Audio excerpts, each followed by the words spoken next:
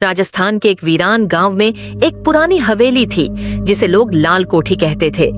यह हवेली अपनी डरावनी घटनाओं के लिए जानी जाती थी।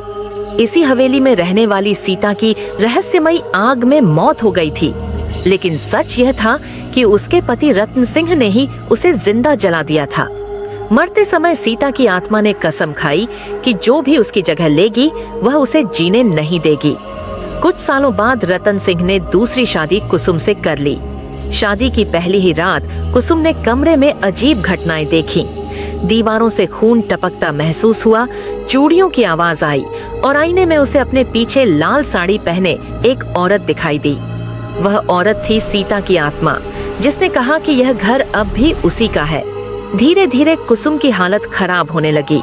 वह हर रात किसी के कदमों की आवाज सुनती, उसका नाम कोई फुसफुसाकर पुकारता और कमरे में ठंडी हवा चलने लगती। डर के कारण वह बीमार रहने लगी।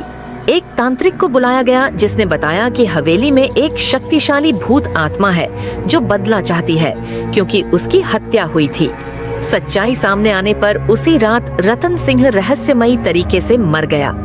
उसकी लाश हवेली के आंगन में मिली, आंखें खुली हुई और चेहरा डर से भरा हुआ था। इसके बाद भी शांति नहीं आई। पूर्णिमा की रात कुसुम अपने कमरे में बेहोश मिली और अगली सुबह उसकी लाश मिली और दीवार पर खून से लिखा था, अब तू भी मेरी हो गई।